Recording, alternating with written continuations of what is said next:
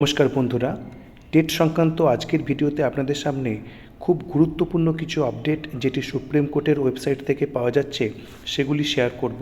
সুতরাং অনুরোধ রইল স্কিপ না করে সম্পূর্ণ ভিডিওটা মনোযোগ সহকারে দেখতে থাকুন। প্রথমেই আপনাদের শেয়ার করব যে আপনারা জানেন গত 2 এপ্রিল 2026 সুপ্রিম কোর্টে টেট কানেক্টেড দুটি পিআইএল মামলা লিস্টেড ছিল হিয়ারিংয়ের জন্য। এই মামলার কি অর্ডার কপি সেটি আপনাদের সামনে প্রথম শেয়ার করব। দেখুন, প্রথমত এটি লিস্টেড ছিল রেজিস্টার্ড কোর্টে, সেখানে হিয়ারিংয়ের জন্য।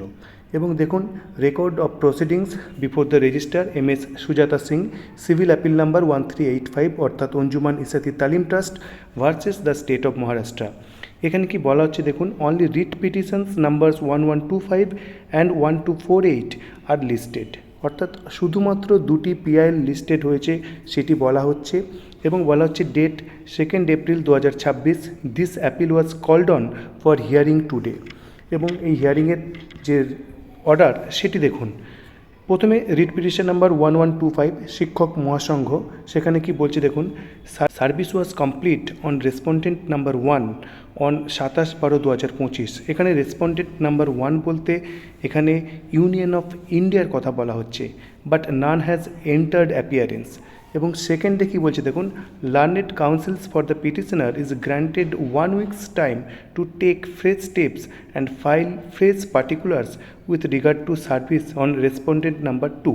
এখানে রেসপন্ডেন্ট নাম্বার 2 হচ্ছে এনসিটি, তাকে কিন্তু সার্ভিস করা যায়নি, সেটি ইনকমপ্লিট শো করছিল, যার জন্য আর 1 সপ্তাহ সময় দেওয়া হচ্ছে তাদেরকে এই সার্ভিস করার জন্য। এবং service was complete on respondent number 3 অর্থাৎ state of Maharashtra on 29/12/2025, but no counter affidavit has been filed yet, hence 1 week time as last opportunity is granted to file the same. অর্থাৎ স্টেট অফ মহারাষ্ট্রকে আর 1 সপ্তাহ সময় দেওয়া হচ্ছে counter affidavit file করার জন্য। If file be taken on record, else further opportunity to file counter affidavit would stand declined. অর্থাৎ যদি দেয় ভালো, নাহলে কিন্তু আর তাদের দেওয়ার সুযোগ দেওয়া হবে না। এবং কি বলা হচ্ছে দেখুন, লিস্ট এগেন অন 4 মে 2026। এবং পরের যে অর্ডার দেখুন, রিট পিটিশন যেটি 1248, এখানেও একদম সেম টু সেমই প্রায় অর্ডার হচ্ছে। দেখুন, রেসপন্ডেন্ট নাম্বার 1কে 17/12/2025 সার্ভ করা হয়েছিল, but none has entered appearance. এবং সেকেন্ড যে রেসপন্ডেন্ট অর্থাৎ এনসিটি, তাদেরকে সার্ভিস করার জন্য আরও 1 সপ্তাহ সময় দেওয়া হচ্ছে। এবং রেসপন্ডেন্ট 3 অর্থাৎ স্টেট অফ মহারাষ্ট্র, তাদের কাউন্টার এফিডেভিট ফাইল করার জন্য আরও 1 সপ্তাহ সময় দেওয়া হচ্ছে। এবং এর যে লিস্টিংয়ের ডেট, অর্থাৎ মাথায় রাখবেন পিআইএল দুটির লিস্টিংয়ের ডেট ঠিক করা হয়েছে 4 মে 2026, সুজাতা সিং রেজিস্টার। এবার দেখুন, মূল টেট মামলায় নতুন কিছু আপডেট আসছে যেটি আপনাদের সঙ্গে শেয়ার করব। প্রথমত 2 এপ্রিল 2026 যেটি রেজিস্টার কোর্টে হিয়ারিং ছিল, যার ডিটেলস আপনাদের সঙ্গে শেয়ার করলাম। দেখুন, এগুলি হচ্ছে সমস্ত ডায়েরি নাম্বার যেগুলো রিভিউ পিটিশনস বা MA ইত্যাদি রয়েছে। একদম লাস্ট দুটি খেয়াল করে দেখুন, 20018 এবং 007। প্রথমটি হচ্ছে রিভিউ পিটিশনস, কিন্তু পরেরটি হচ্ছে MA ফাইল করা হয়েছে।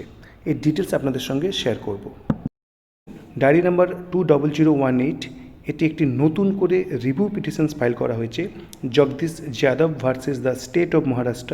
ফাইল করা হয়েছে 3 এপ্রিল 2026। এবং দেখুন, এটি রিভিউ পিটিশনস পেন্ডিং রয়েছে এবং এখানে অ্যাডভোকেট রয়েছেন পৃথ্বী রাজ চৌহান। পরের যে আপডেট দেখুন, diary number 21007, Radhe Raman Tripathi and others versus union of India. এটি কিন্তু ফাইল করা হয়েছে 7 এপ্রিল 2026 অর্থাৎ গতকাল। এবং এটি দেখুন MA, অর্থাৎ এটি রিভিউ পিটিশনস নয়, এবং এটিও পেন্ডিং রয়েছে। এবং এখানে রেসপন্ডেন্ট দেখুন union of India, board of secondary education chief secretary. এবং অ্যাডভোকেট দেখুন সাধনা সাধু। তো এক্ষেত্রে একটি কথা আপনাদের বলার, দেখুন Radhe Raman Tripathi versus union of ইন্ডিয়ার যে একটি পুরনো মামলা ছিল, যেটি 9 অক্টোবর ফাইল করা হয়েছিল, কিন্তু সেটি ডিফেক্টিভ ম্যাটার্স হওয়ার জন্য সেটি কিন্তু ডিসপোজড হয়ে গেছিলো। দেখুন, defective matters not রিফাইল্ড after 90 days এবং ডিসপোজড হয়ে গেছিলো।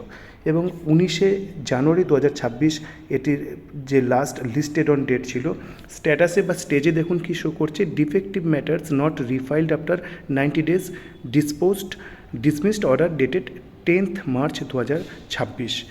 এবং এখানে দেখুন ডিসপোজাল যে টাইপ রয়েছে নন কমপ্লাইং কন্ডিশনাল অর্ডার, অর্থাৎ কন্ডিশনাল অর্ডারকে কমপ্লাই না করার জন্য এটি ডিসমিস করে দেওয়া হয়েছে।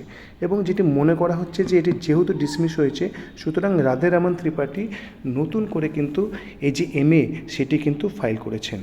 আপাতত এই যে আপডেট যেটি আমরা সুপ্রিম কোর্টের ওয়েবসাইট থেকে পাচ্ছি, মূলত দুটি PIL সম্পর্কে পেলাম এবং একটি নতুন রিভিউ পিটিশন এবং একটি নতুন MA ফাইল সম্পর্কে পেলাম। কিন্তু এখন যেটি প্রয়োজন যে সমস্ত রিভিউ পিটিশনসগুলো ক্লাব টুগেদার করা এবং তাদের যে ডিফেক্ট সেটি রিমুভ হওয়া এবং তাদের ওপেন কোর্ট বা ক্লোজ কোর্ট যে কোনো একটির নির্ধারিত হওয়া, অর্থাৎ রিভিউ পিটিশনের হিয়ারিং ডেট কিন্তু এখন প্রয়োজন, যেটি 4 মের পূর্বেই পাওয়া যাবে বলে আশা প্রকাশ করা হচ্ছে। যদিও 4 মে রয়েছে এই টেট সংক্রান্ত দুটি PIL মামলার কিন্তু শুনানি। তো এই ছিল আজকে সুপ্রিম কোর্ট থেকে এই টেট সংক্রান্ত মামলার একদম যাবতীয় আপডেট। পরবর্তী আপডেটের জন্য অবশ্যই চ্যানেলটি সাবস্ক্রাইব করুন এবং ভিডিওটি ভালো লাগলে লাইক, কমেন্ট এবং শেয়ার করুন। ধন্যবাদ।